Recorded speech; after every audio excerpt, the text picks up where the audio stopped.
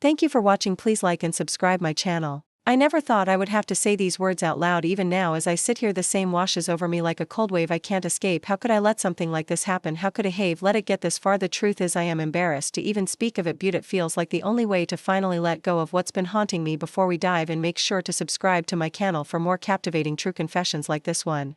Don't forget to watch till the end and hit the like button to show your support. It's strange, you know how the mind can convince you that you're doing the right thing even when you know deep down that it's wrong. It was never supposed to be like this. What started as a moment of weakness spiraled into something I couldn't control, and now I'm left with the guilt, the confusion, and the unbearable truth. It tried to forget it, tried to bury it all under the surface where it couldn't hurt me, but no matter how hard I tried, I couldn't escape the reality of what happened. And now sitting here I realize just how much damage has been done. How could I explain this to anyone? How do you tell someone that you crossed a line so unforgivable, a line that should never have been there in the first place? I don't know if I'll ever forgive myself, but maybe telling you this, maybe confessing, will be the first step in facing what I've done. Looking back, I can almost convince myself that everything seemed perfectly normal at first. It was one of those evenings where the world felt calm, the kind of night where the ordinary things in life take on an almost comforting routine. My mom had just finished cooking dinner, and the three of us, my mom, Greg, and I, sat down at the table. There was laughter, light conversation, the clinking of silverware against porcelain. For a moment it felt like we were a family just like any other, but if I'm being honest with myself, I know that wasn't the truth.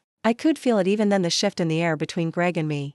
It was subtle at first, easy to dismiss as nothing more than a passing thought or a flicker of attention, but it was there, undeniable in its quiet insistence. I'd catch myself glancing at him, watching how he laughed at my mom's jokes, how his eyes sparkled in the soft light of the dining room. I tried not to look too long, tried to brush off the strange sensation crawling up my spine, but it wasn't easy. I wasn't sure what to make of it, this unease that had begun to settle inside me. I didn't want to admit that something inside me was changing, that the easy comfort for family dinners was starting to feel different. What was it? A shift I couldn't explain. Was it just me, or was something shifting in the space between us? Something that for reasons I couldn't understand. I wasn't ready to face the moment my mom walked out the door. I felt it. I didn't want to admit it to myself, but I knew something was different. She'd left for another one off her business trips, the kind she had taken so many times before, but this time it felt as though she wasn't just leaving the house, she was leaving behind the fragile balance of our family. I stood in the doorway for a moment watching her pull out of the driveway. There was a quiet emptiness in the house now, an absence that I hadn't fully realized until it settled over me, and then it was just Greg and me. The space between us felt strange. At first it was nothing, just the usual small talk, the kind that comes when two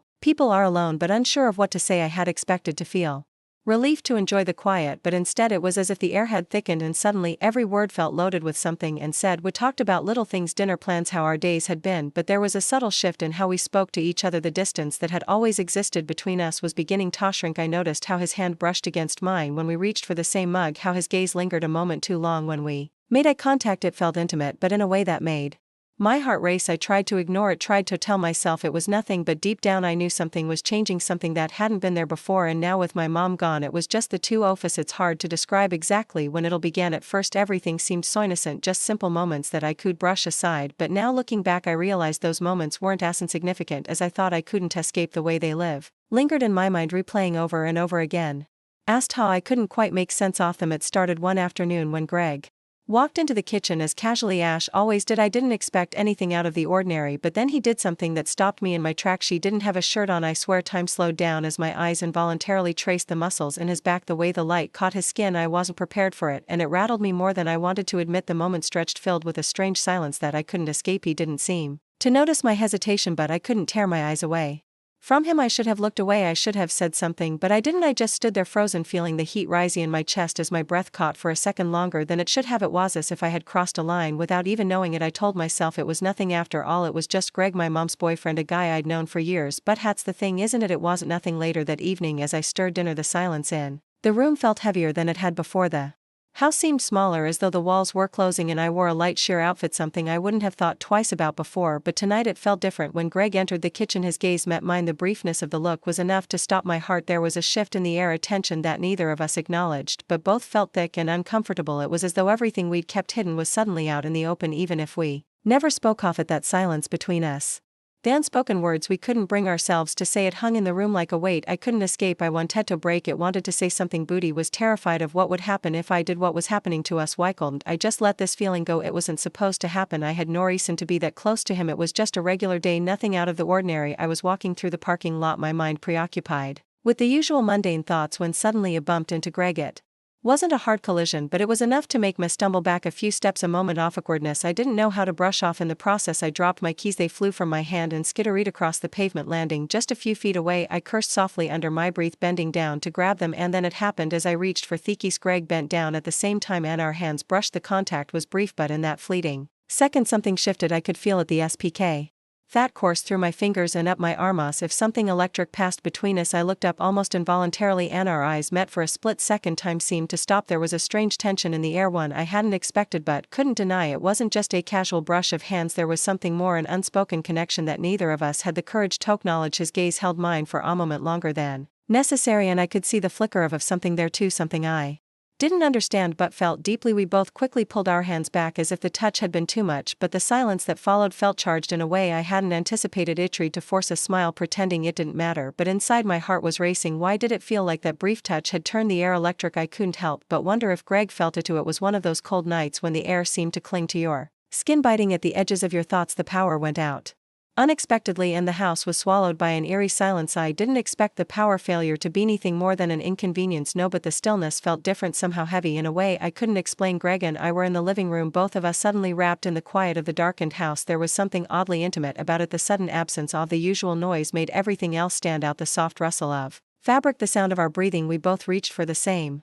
blanket at the same time, a small laugh escaping my lips as I tried to tug it from the couch. Guess we sharing this, he said, his voice low but warm. I nodded, not trusting my voice. There was no reason to be nervous, it was just a blanket, just us sitting in the cold. But when he sat down next to me, pulling the blanket over us, the air between us seemed to thicken in a way I couldn't ignore. We huddled close, not out of necessity but because there was nowhere else to go. The flickering candlelight illuminated his face in a way that made him seem closer, more real, as if the shadows couldn't hide anything anymore. I looked at him, and for the first time in a while I didn't look away. His eyes caught mine, and the silence between us stretched long, unspoken words filling the space. I didn't want to break it, didn't want to ruin the fragile moment that seemed to hold so much weight. What do you think of when you're alone like this? Greg's voice broke the stillness, low and casual, but there was something more there, an underlying depth to the question I couldn't quite place. He hesitated before answering, unsure if I should let him into my mind at all, but something about the vulnerability in the air, the way we sat so close, made me feel like maybe it was okay to open up just a little. I think about things and never tell anyone, I said softly, things that are too complicated. I think about the future, what it holds, what could be. I didn't mean to say so much, but once the words were out I couldn't take them back. Greg was quiet for a moment, then he shifted slightly, his shoulder brushing mine. What if the future is different than we expect? His voice was quiet, almost a whisper, and it made